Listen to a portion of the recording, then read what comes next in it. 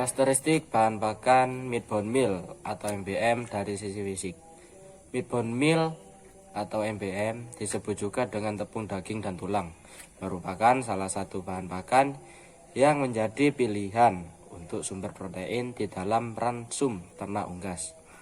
Meat bone meal terbuat dari daging dan tulang sisa pemotongan ternak, kecuali tanduk, bulu, kuku, feses, darah, dan isi rumen. Umumnya warna tepung daging dan tulang adalah coklat. Sedangkan bau dari setiap tepung daging dan tulang mempunyai bau yang khas. Tepung daging dan tulang memiliki bentuk seperti serbuk. Karakteristik sifat fisik tepung daging dan tulang memiliki kadar air rata-rata 7,39%. Berat jenis rata-rata 0,28 gram per mili. Kerapatan tumpukan rata-rata 0,60 gram per mili. Kerapatan pemadatan tumpukan 0,80 gram per mili. Sudut tumpukan 43,42 derajat. Dan daya ambang 5,43. Hasil rataan tersebut berasal dari perbandingan antara produksi dari industri besar dan kecil. Meat bone meal atau yang disebut dengan tepung daging dan tepung tulang memiliki kandungan protein dan kalsium yang tinggi. Meat bone meal yang bagus memiliki warna coklat muda keemasan dengan bau seperti daging segar dan tersedia sepanjang tahun. MBM memiliki kandungan protein kasar bisa mencapai lebih dari 50% dan MBM memiliki asam amino yang tinggi. MBM biasanya dibuat dari hasil limbah yang terdapat di rumah potong hewan atau RPH seperti jeroan, tetelan, daging, lemak, dan tulang. Limbah berupa jeroan, tulang, lemak, dan daging dikeringkan kemudian digiling menjadi tepung. MBM tidak diolah dari tanduk, kulit, dan bulu. MBM sering digunakan sebagai campuran pakan, terutama unggas, campuran pakan ikan, pakan kucing, dan pakan anjing. Pernah juga diberikan sebagai pakan ruminansia. Biasanya MBM yang ada di Indonesia diimpor dari luar negeri. MBM dianggap paling bertanggung jawab dalam penyebaran penyakit sapi gila. Bahan pakan yang rusak bisa karena mikroorganisme seperti jamur dan bakteri yang dapat menyerap nutrisi dari bahan pakan dan bisa menghasilkan racun bagi ternak karena hama, serangga, tikus, burung, dan lain-lain. Bisa karena perlakuan pada saat penanganan atau saat pengiriman, dan bisa juga karena bahan pakan adiktif yang berubah susunan kimia aktifnya akibat kesalahan penyimpanannya. Sedangkan cara untuk menjaga kualitas bahan pakannya bisa dengan menjaga kadar air dari bahan pakan, tempat penyimpanan bahan pakan harus baik, pendistribusian harus menerapkan prinsip first in first out, dan pengecekan bahan pakan secara berkala. Meat bone meal atau juga disebut atau bisa disingkat MBM adalah pakan ternak yang kita bisa dapatkan di negara Indonesia sendiri. Tetapi negara Indonesia kita sementara ini hanya bisa mengimpor saja dari negara tetangga kita, yaitu dari negara Australia, ada juga dari Selandia Baru, Kanada, dan juga Amerika Serikat. Mengapa negara kita hanya mengimpor saja dari luar? Karena negara kita kurang dalam membentuk meat bone meal sendiri, dan juga hasilnya masih sangat jauh dari kata baik yang dibandingkan dengan hasil impor yang kita dapatkan dari negara-negara di luar sana. Tetapi untuk tahun ini pemerintah Indonesia sedikit mengurangi impor tersebut karena harga yang sangat tinggi, melonjak tinggi untuk mengimpor barang di Amerika Serikat. Walaupun keran untuk mengimpor MBM sendiri sudah dibuka, tetapi kita negara Indonesia sedikit mengundurkan diri untuk bekerjasama dengan Amerika Serikat. Pasalnya pasokannya cuma hanya dari Amerika Serikat saja, dan juga jika dari yang lain kita hanya bisa dapat dari India, Cina, dan juga Argentina. Metode pembuatan meat bone meal dibagi menjadi dua metode, yaitu metode basah dan metode kering. Metode basah itu menggunakan suhu panas yang tinggi di mana sel-sel lemak akan dipecah dan mengapung di permukaan, dan jaringan tubuh ternak dipisahkan dan dipres untuk mengeluarkan lemak dan kemudian dikeringkan. Lalu untuk metode kering itu menggunakan sisa daging yang dipanaskan dalam tangki terbuka, di mana uap air dialirkan langsung ke dalam tangki. Terus uap panas tersebut menghancurkan sel-sel lemak dan menggunakan uap air. Bila semua molekul air telah menguap, maka aliran uap panas dihentikan dan semua isi tangki dipindahkan ke tangki perkolasi untuk dikeluarkan lemak bebasnya, dan produk ini disebut juga dengan meat crackling. Cara pengolahan meat bone meal.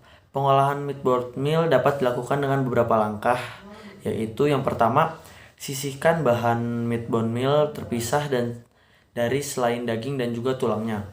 Bahan tersebut dapat diawetkan di freezer atau jika tidak akan langsung diolah. Yang ketiga, setelah itu bahan dikeluarkan dan direbus dalam air pada suhu 90 derajat Celcius selama 20 menit.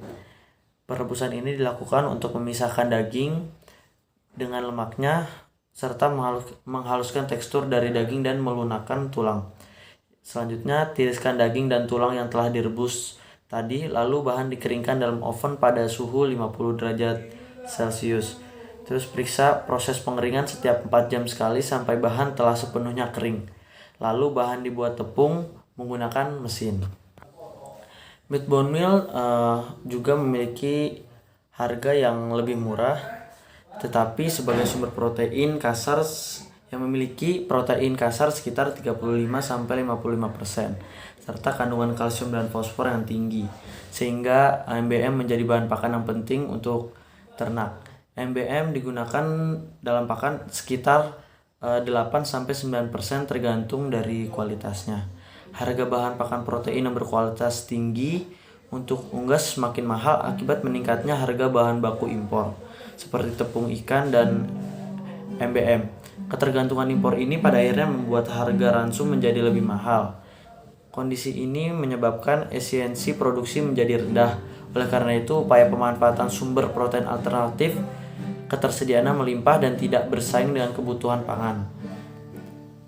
Kendala umum dari perkembangan peternakan adalah ketersediaannya kualitas pakan yang rendah. Saat ini lebih dari 60% pakan ternak unggas masih impor. Bahan baku yang selalu diimpor itu biasanya jagung, bungkit kedelai, corn gluten meal, dan meat bone meal. Meat bone meal terbuat dari bahan sisa-sisa pemotongan hewan ternak seperti daging dan tulang. Diketahui bahwa daging memiliki harga yang berkisar antara 130 sampai 150 ribu per kilonya, sedangkan tulang memiliki harga 30 ribu per kilo. Sedangkan untuk MBM atau meat bone meal sendiri memiliki harga yang berkisar antara 12 sampai 15 ribu per kilogram dalam marketplace seperti Shopee ataupun Tokopedia. Kandungan nutrisi pada meat bone meal antara lain yaitu protein kasar sebanyak 53,70%, lemak kasar sebanyak 6,81%, dan serat kasar sebanyak 0,80%. Beberapa asam amino yang terdapat dalam meat bone meal yaitu methionine sebanyak 1,51%, lisin sebanyak 2,03%, dan isoleucin sebanyak 2,06%.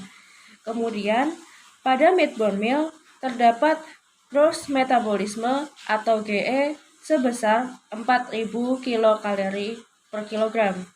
Kemudian, terdapat abu sebesar 29%.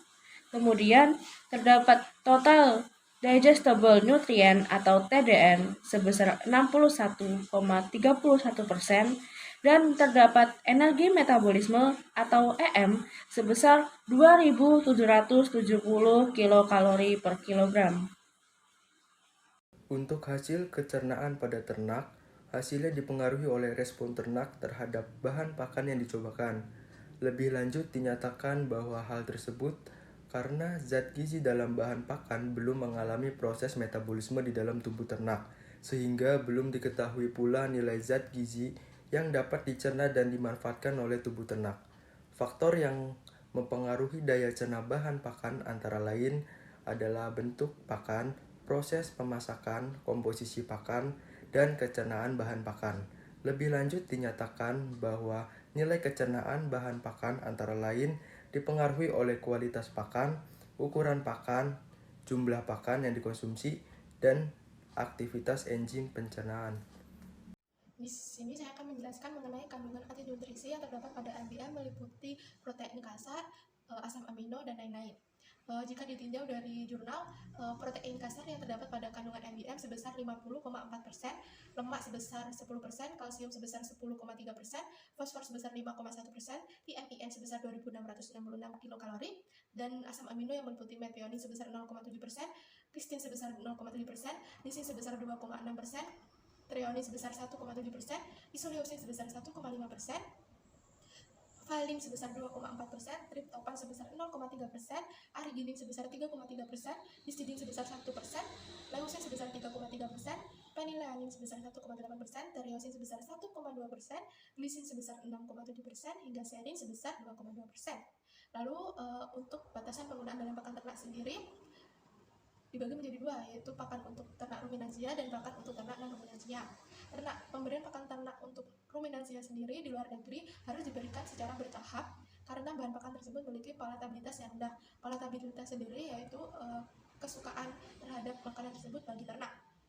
MBM sebaiknya dicampur dengan bahan pakan lain seperti tepung biji-bijian atau tepung jagung yang diberikan secara bertahap hingga 2 minggu untuk agar sapi ini dapat beradaptasi. Selain hal tersebut, mereka juga menyarankan batasan maksimal asupan hingga 1,5 hingga 2,5 IBS MBM per sapi atau per hari dalam campuran langsung total. Karena pemberian MBM secara berlebihan dapat memberikan dampak buruk bagi sapi tersebut karena sapi dapat terinfeksi oleh virus BSI atau penyakit sapi gila. Sehingga pemberian MBM sendiri memang harus dibatasi. Di Indonesia sendiri, penggunaan MBM memang belum dianjurkan atau dilarang penggunaannya oleh pemerintah melalui Peraturan Menteri Pertanian Nomor 480 KPTS PD 620 tahun 2006. Peraturan Menteri Pertanian tersebut dikeluarkan dalam upaya mencegah masuknya virus BSI atau penyakit sapi gila yang akan masuk di Indonesia. Selanjutnya yaitu mengenai untuk non ruminansia sendiri, pemberian MBM tidak terlalu dibatasi. Maksud tidak terlalu dibatasi di sini adalah pemberian MBM untuk unggas atau ayam broiler atau ayam petelur sendiri masih diperbolehkan konsumsinya. Namun harus diperhatikan batasan dan juga porsi serta dosisnya.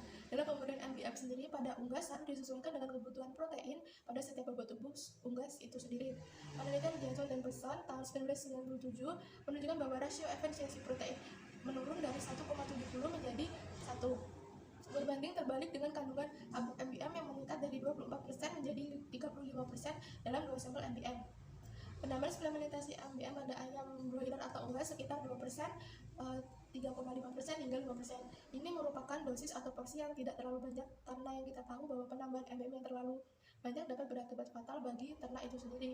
Untuk unggas atau ayam broiler, penambahan MBM ini dapat berakibat fatal bagi kualitas daging dan juga kualitas telur yang dapat menurun. Pengaruh pemberian meat bone meal pada ternak. Hasil penelitiannya, pengaruh meat bone meal pada ternak ruminansia menunjukkan bahwa produksi susu lebih banyak dengan penambahan meat bone meal dan BM tepung kedelai dibandingkan dengan kontrol yang hanya diberi tepung kedelai. Namun demikian, menurut penelitian, meat bone meal lebih cocok untuk dikonsumsi oleh ternak non-ruminansia karena ternak non-ruminansia membutuhkan pakan berkualitas yang lebih tinggi dibandingkan dengan ternak ruminansia. Pemberian meat bone meal untuk ruminansia harus diberikan secara bertahap karena bahan pakan tersebut memiliki palatabilitas yang rendah. Selanjutnya, hasil penelitian yang dilakukan pada ternak unggas menunjukkan bahwa ayam yang diberi pakan campuran dengan sumber protein meat bone meal memiliki konsumsi protein yang berbeda nyata lebih tinggi daripada perlakuan pakan yang lain. Selanjutnya, hasil tersebut kemungkinan disebabkan karena ayam mendapatkan sumber protein yang lebih banyak dibandingkan dengan perlakuan yang lain, sehingga asam amino yang dikonsumsi semakin lengkap. Pemberian pakan dengan sumber protein yang lebih tinggi seperti meat bone meal mampu saling melengkapi sehingga keseimbangan asam amino dapat tercapai dan bobot akhir dapat tercapai optimal, dan juga massa protein, daging, serta karkas yang semakin tinggi. Rasio efisiensi protein menunjukkan kemampuan ternak untuk mengubah setiap gram protein yang dikonsumsi untuk menjadi pertambahan bobot badan. Asupan protein yang masuk ke dalam tubuh ternak berupa asam amino akan digunakan untuk pertumbuhan dan metabolisme sel-sel dalam tubuh ternak. Selain itu juga, protein pakan berperan untuk pertumbuhan tulang. Ayam membutuhkan nutrisi yang cukup untuk proses pertumbuhan tulang. Selanjutnya, hal yang penting untuk diketahui peternak, resiko penggunaan meat bone meal sebagai bahan pakan. Meat bone meal sebagai bahan pakan dipercaya bertanggung jawab terhadap penyebaran bovine spongiform encephalopathy atau BSE atau disebut juga mad cow disease. Salah satu penyebab ternak terinfeksi BSE adalah bahan pakan asal meat bone meal, terutama asal ternak ruminansia. Penggunaan meat bone meal sebagai bahan pakan hewan mengandung resiko terkontaminasi BSE, sehingga perlu dilakukan evaluasi dalam proses produksinya. Hal tersebut telah menimbulkan kekhawatiran karena masa inkubasi dari penyakit ini baru terlihat setelah 5 tahun. Studi epidemiologi melaporkan bahwa kasus BSE berawal dari temuan sapi terpapar agen Scurvy-like yang terdapat dalam pakan ternak MBM, di mana pada ruminansia, sapi lebih peka terhadap agen Scurvy-like, terutama jenis Friesian Holstein. Pemberian meat bone meal yang terinfeksi akan memicu terbentuknya protein abnormal yang disebut prion. Hasil penelitian menunjukkan bahwa ketika prion terikat ke bahan yang diuji, penetrasi penyakit akan meningkat jika dibandingkan dengan prion yang tidak terikat. Salah satu cara paling efektif mengurangi resiko penularan BSE adalah larangan total atas penggunaan protein hewan dalam pakan ternak, dengan beberapa pengecualian, misalnya penggunaan tepung ikan di non-ruminansia. Meat bone meal asal berbagai hewan jika digunakan sebagai bahan pakan ternak pada umumnya terkontaminasi oleh Salmonella spp, dan beberapa diantaranya dapat menimbulkan kasus klinis. Menemukan adanya kontaminasi Salmonella spp dalam MBM yang mencapai 90% dari jumlah sampel. Kontaminasi tersebut diduga berasal dari karkas, bulu, atau usus yang diperoleh selama proses pemotongan.